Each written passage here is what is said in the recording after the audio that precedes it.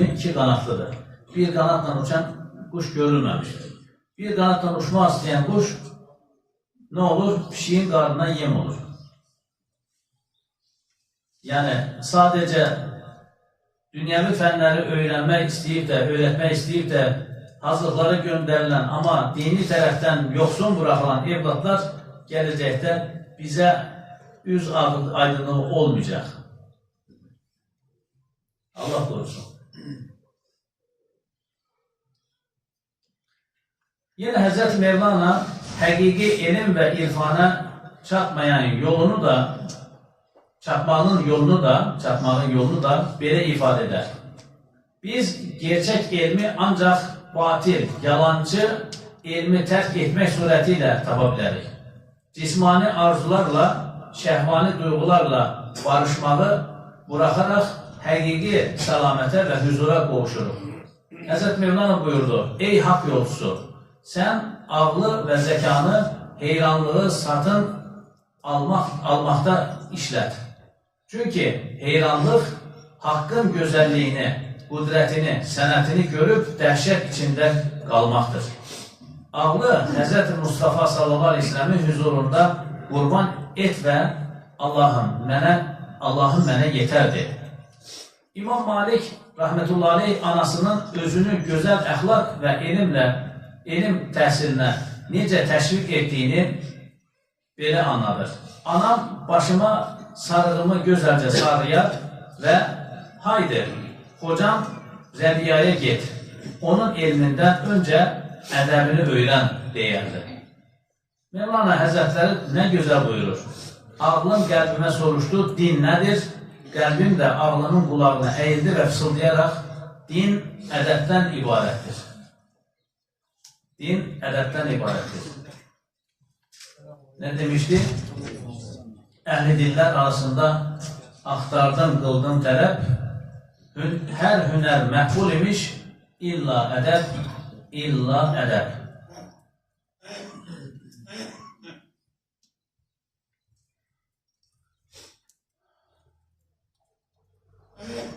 Ayət-i kərimədə Bəqərə surəsi 127-ci ayədə bir zamanlar İbrahim, İsmail ilə bərabər Beytullahın təməllərini yüksəldir və belə deyirdilər.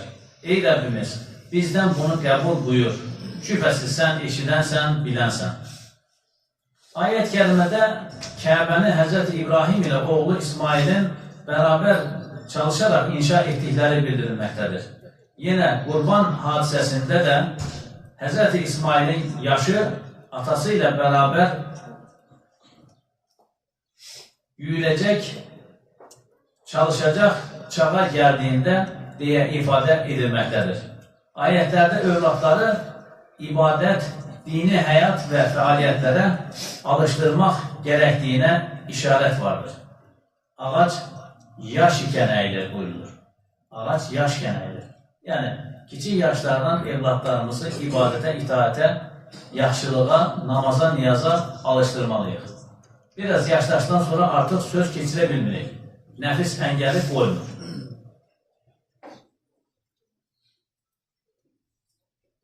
Ənəs bin Malik radiyallahu anh anasının istəyi üzərinə 10 yaşında ikən Əfəndimizin xidmətinə girdi. 10 yaşında bir uşağın 53 yaşındakı Peyğəmbərimizin xidmətlərini bihaqqən ifa edə bilməyəcəyi aşikardır.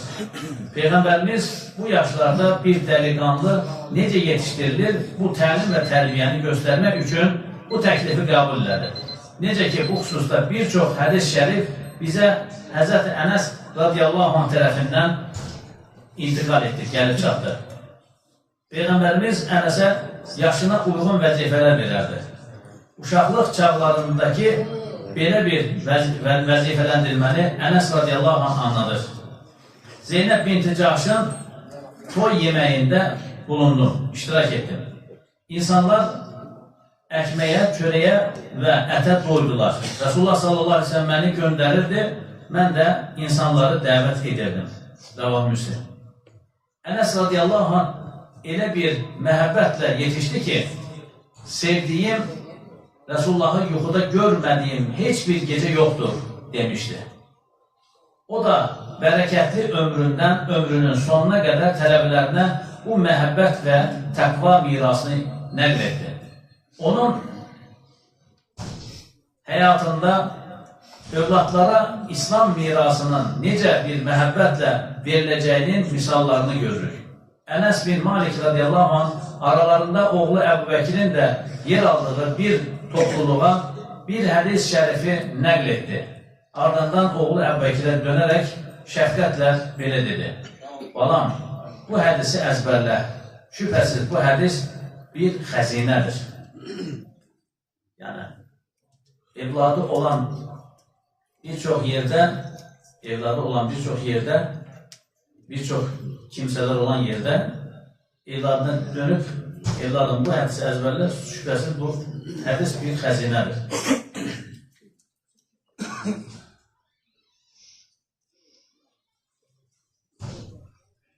Məhz sabahları oxuduğumuz mühafizə duası dediyimiz o hədis şərif də, o dua da Ənəs bin Malik radiyallahu anh vasitəsilə gəlir.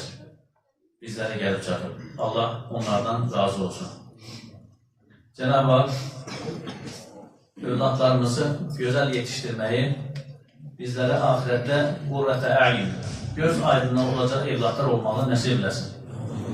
Allah Teala xəstə qardaşlarımıza şifalar, şifa duası istəyən qardaşlarımız var. Allah Teala evladlarına, xəstələrinə şifalar ihsan eləsin. Xeyir iş edəcək qardaşlarımız var. Allah Teala xeyir işlərini tamamını edirsin, yüzlərini güldürsün, Rəbbim xeyirli zürriyyətlər ihsan eləsin. Xeyir işlərinin bərəkətini dünyada və ahirətdə lütf eləsin. İşi olmayanlara iş, eşi olmayanlara eş, evladı olmayanlara Allah Teala salih və salihə evladlar ihsan eləsin. Evi olmayan qardaşlarımıza dünya və ahirətlərinə faydalı ev nəsib eləsin. Evladı olanların da Allah Teala evladlarının sayını artırsın və salihlərdən eylesin. Allah ordumuzu müzəffər, düşmənlərimizi qəhr-i pərişan eylesin. Dualarımızın qəbulü üçün Allah rızası üçün El-Fatiha.